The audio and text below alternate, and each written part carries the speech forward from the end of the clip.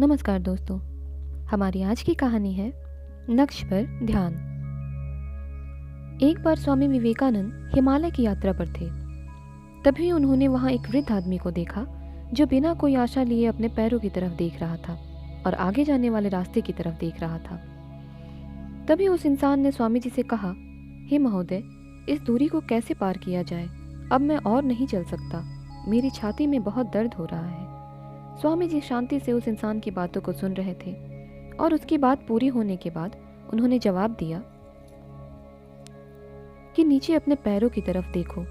तुम्हारे पैरों के नीचे जो रास्ता है, यह वो रास्ता है जिसे तुमने पार कर लिया है, और यह वही रास्ता था जो पहले तुमने अपने पैरों के आगे देखा था।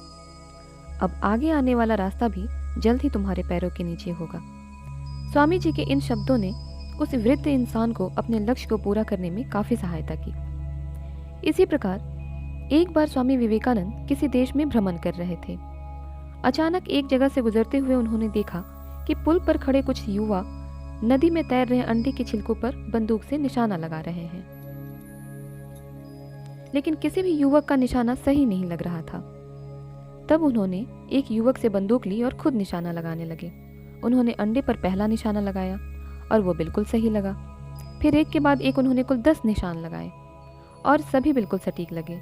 ये देख युवक दंग रह गए और उन्होंने पूछा, स्वामी जी, भला आप ये कैसे कर लेते हैं? आपके सारे निशाने बिल्कुल सटीक कैसे लग गए? स्वामी विवेकानंद जी बोले, असंभव कुछ भी नहीं है। तुम जो भी कर रहे हो, अपना पूरा दिमाग उस समय उसी एक काम में लगाओ।